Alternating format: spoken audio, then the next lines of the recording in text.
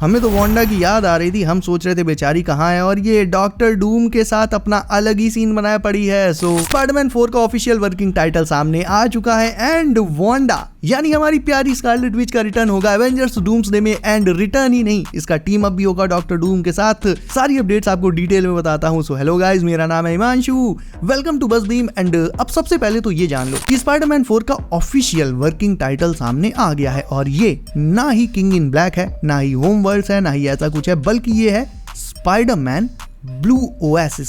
अब सबसे पहले तो ये जान लो कि ये जो वर्किंग टाइटल होता है, ये ऐसा जरूरी नहीं है कि मूवी का फाइनल टाइटल भी यही हो, लेकिन बहुत ज्यादा चांसेस होते हैं कि किसी भी मूवी का वर्किंग टाइटल ही उसका फाइनल टाइटल होगा, और कभी कभी ये चेंज भी हो जाता है। और इफ तुम्हें नहीं पता कि वर्किंग टाइटल होता क्या है, तो देखो, जब कोई मूवी बनना शुरू होती है, डेवलपमेंट में होती है, तो उस टाइम उसे जो टाइटल मिलता है वो होता है उसका वर्किंग टाइटल। तो स्पाइडरमैन 4 का वर्किंग टाइटल है स्पाइडरमैन ब्लू ओएसिस, और इसके इसी टाइटल से मूवी में क्या क्या होने वाला है इसका क्लियर कट पता चल जाता है। देखो, ब्लू ओएसिस, ये दोनों जो वर्ड्स हैं, एक्चुअल में इनका मतलब होता है एक सॉफ्ट ब्लू कलर, लाइक हल्का मिड ब्लू।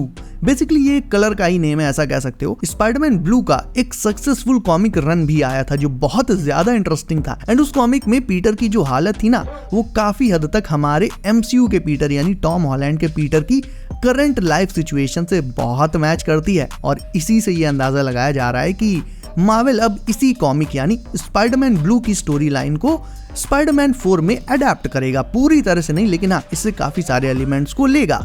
चीजों को और अच्छे से समझने के लिए तुम्हारा ये जानना जरूरी है कि स्पाइडरमैन ब्लू कॉमिक रन में पीटर के साथ एग्जैक्टली हुआ क्या था। देखो, वैलेंटाइंस डे के दिन जितने भी निब्बा निब्बी होते हैं वो ओयो में होते हैं, और हमारे जैसे सिंगल लड़के या तो वीडियो बना रहे होते हैं या तो वीडियो देख रहे होते हैं और थोड़ा सा डिप्रेस्ड रहते हैं। और इसी तरह से हमारा पीटर भी वैलेंटाइंस डे के दिन डिप्रेस होकर ब्रुकलिन ब्रिज के ऊपर बैठा होता है, कॉमिक्स की बात कर रहा हूँ, और ब्लू फील कर रहा होता है। ब्लू फील करने का मतलब डिप्रेस्ड फील करना, सैड फील करना। ब्लू बेसिकली डिप्रेशन का एक स्लैंग है। तो स्पाइडरमैन ब्लू की कहानी ये बताती है कि कैसे पीटर ग्वेन स्टेसी से मिला, कैसे दोनों की चोंचें लड़ी, प्यार हुआ, एक्सेट्रा एक्सेट्रा।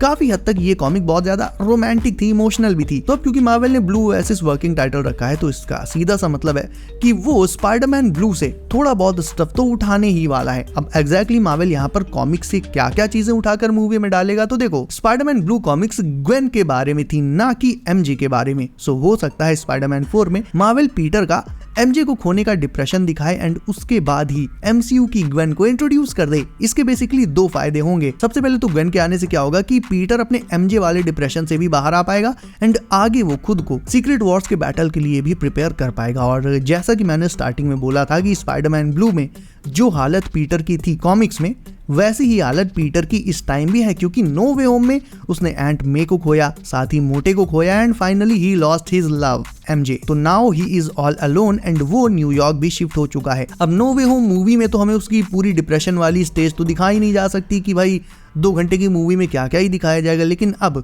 नो वे होम की जो आफ्टर मैथ है, यानी नो वे होम के बाद जो जो चीजें हुई हैं, ये हमें स्पाइडरमैन ब्लू ओएसिस में देखने को मिलेगा। और हाँ, इसका डूम्सडे से भी बहुत बड़ा कनेक्शन होगा, जो पीटर को और ज्यादा नेगेटिवली अफेक्ट करेगा। स्पाइडरमैन 4 में हमें ये पता चलेगा कि पीटर न्यूयॉर्क आने के बाद कुछ टाइम से क्या कर रहा है, कैसे वो अपनी डिप्रेस्ड लाइफ को मैनेज कर रहा है, किन किन नए लोगों से वो मिला। और यहाँ पर एक बहुत ज्यादा इंपॉर्टेंट, बहुत ही हाईलाइटेड अपडेट बता देता हूँ, इसे बहुत ध्यान से सुनना। मल्टीपल इनसाइडर से ये पता चला है कि स्पाइडरमैन 4 डूम्सडे के इवेंट्स को फॉलो करेगी, यानी डूम्सडे में आरडीजे का डूम जो जो तबाही मचाएगा, उसके बाद की कहानी, पीटर की कहानी, सिर्फ पीटर की कहानी, वो हमें स्पाइडरमैन 4 में दिखाई जाएगी। यानी मूवी में बेसिकली 2 तरह की चीजें होंगी। एक तो नो वे होम के बाद वाला स्टफ है, बाद वाला हिस्सा, वो थोड़ा सा दिखाया जाएगा, थोड़ा सा, और उसके बाद एक टाइम जंप होगा, और फिर डूम्सडे के बाद वाला जो हिस्सा है वो दिखाया जाएगा। तो भाई कुछ इस तरह का सीन स्पाइडरमैन 4 के साथ चल रहा है। और अब वही बात करें आज की सेकंड बिग अपडेट की, जिसका तुम वेट कर रहे थे। तो यार, ये एक्चुअल में बहुत बड़ी अपडेट है। तुमने रिसेंटली ये रूमर्स तो सुनी होंगी कि आरडीजे का डॉक्टर डूम और स्कारलेट विच डूम्सडे में इन दोनों का लव अफेयर होने वाला है, इनका लफड़ा होने वाला है। बट एक्चुअल में असली बात क्या है, अब वो बताता हूँ। एक्चुअल में गाइस, डूम्सडे में वांडा और डूम का कोई लव अफेयर या मैरिज वाला सीन नहीं होगा, but they will team up. वो टीम अप करेंगे। क्यों करेंगे? अपने अपने पर्सनल फायदे के लिए। देखो तुम्हें पता है कि वांडा ने doctor strange multiverse of madness में पागलपन की हदें पार कर दी थी और बच्चों से लेकर बुढ़ों तक को दौड़ा दौड़ा कर पीटा था।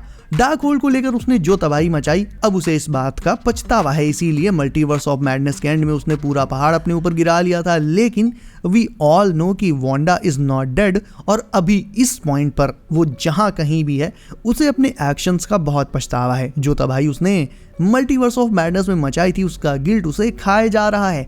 ऐसे में अपने उन्हीं एक्शंस को अनडू करने के लिए और एक तरह से उनका प्रायश्चित करने के लिए और अपने आर्क को कंप्लीट करने के लिए स्कारलेट विच आरडीजे के डूम के साथ टीम अप कर सकती है। यानी यहाँ कोई प्यार व्यार वाला सीन नहीं होगा दोनों के बीच, बल्कि इनके अपने अपने पर्सनल रीजंस के चलते इनका टीम अप हो सकता है। लेकिन इन सब की शुरुआत आज से नहीं, वांडा विजन से ही हो गई थी, जहाँ वांडा ने वेस्ट व्यू पर हैक्स डाल दिया था और वहाँ अपने 2 बेटे बिली एंड टॉमी को क्रिएट किया। बाद में जब वांडा ने हैक्स को ब्रेक कर दिया तो वेस्ट व्यू के लोग तो आजाद हो गए, लेकिन इस प्रोसेस में उसके दोनों बेटे इरेज हो गए और इसी के जस्ट बाद उसे डार्क होल्ड मिली जिसने उसे और करप्ट कर दिया। वांडा मल्टीवर्स ऑफ मैडनेस में अमेरिका शैवेज से उसकी मल्टीवर्स में ट्रैवल करने वाली पावर्स की वजह से उसके पीछे पड़ गई थी। वो बेसिकली अमेरिका शैवेज की पावर्स को चुराना चाहती थी ताकि वो मल्टीवर्स के डिफरेंट यूनिवर्सेस में जाकर किसी ऐसे यूनिवर्स में जा पाए जहां बिली और टॉमी अभी भी एग्जिस्ट करते हो और वो उनके साथ रह पाए, अपनी लाइफ स्पेंड कर पाए। लेकिन अमेरिका शैवेज की पावर्स पाने के चक्कर में उसने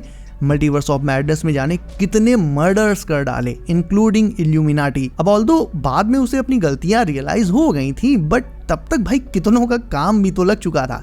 ऐसे में उसका फिलहाल एवेंजर्स के साथ टीम अप तो होने से रहा। भले ही वो अपनी गलतियां मान रही है, लेकिन एवेंजर्स तो उसे एक कल्प्रिट की तरह या कह लो कि एक क्रिमिनल की तरह देखते हैं ना, प्लस एक थ्रेट की तरह से भी देखते हैं, जिस तरह से उसने मल्टीपल सुपर हीरोज को अकेले पेला था। तो ऐसे में भाई एवेंजर्स के साथ उसका टीम अप तो फिलहाल होने से रहा, तो वो डूम के साथ टीम अप करके समहाउ अपनी की हुई गलतियों को सुधारने का ट्राई करेगी। अब एग्जैक्टली कैसे सुधारेगी इसे लेकर तो फिलहाल कोई एक्सप्लेनेशन या कोई थ्योरी नहीं आई है। हाँ, मुझे ऐसा लगता है कि वांडा और डूम के बीच एक लिंक तो जरूर हो सकता है, वो है डार्क होल्ड। डूम साइंस के साथ साथ मैजिक का भी मास्टर है एंड हमें ये ऑलरेडी पता है कि अगाथा और वांडा के अलावा इस डार्क होल्ड के पहले भी और कई सारे यूजर्स रह चुके हैं और वो यूजर्स कौन कौन से हुए हैं ये अभी तक रिवील नहीं हुआ है। यानी उन मल्टीपल डार्क होल्ड यूजर्स में से एक आरडीजे का डॉक्टर डूम भी हो सकता है उसने मैजिक को डार्क होल्ड से ही मास्टर किया हो और इसीलिए वो करप्ट भी हो। तो क्योंकि अब वांडा ने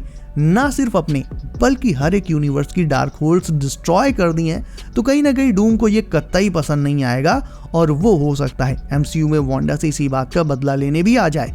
तो इनका टीम अप होगा या फिर इनकी फाइट होगी, एग्जैक्टली क्या होगा ये इस पॉइंट पर पूरी तरह से अभी कंफर्म नहीं है। बट हाँ, अब इतना तो मैं थोड़े कॉन्फिडेंस के साथ कह सकता हूं कि मल्टीपल इनसाइडर्स एंड स्कूपर्स ने ये चीज कही है कि डूम्सडे में वांडा एंड डूम का कोई ना कोई सीन तो होगा ही। एंड खुद मैंने भी तुम्हें बताया था कि केविन चच्चा ने वांडा के रिटर्न को कंफर्म कर दिया। इवन ये भी कहा है कि वांडा के रिटर्न को लेकर वो खुद बहुत एक्साइटेड है और शायद से यही रीजन है कि वांडा अगाथा ऑल अलोंग में वापस नहीं आई, जिस बात का हम सभी अंदाजा लगा रहे थे। यानी मार्वल वांडा को डूम्सडे के लिए बचा कर रख रहा है, इसीलिए वो अगाथा ऑल अलोंग में वांडा को वापस नहीं लाया। वरना तुम खुद सोचो यार, अगाथा से बेटर शो कौन सा हो सकता है वांडा की वापसी के लिए। तो गाइस, अब तुम्हें क्या लगता है, कैसे वांडा एंड डूम आपस में मिलेंगे? इनका टीम अप होगा या इनके बीच बैटल होगा, वॉर होगी?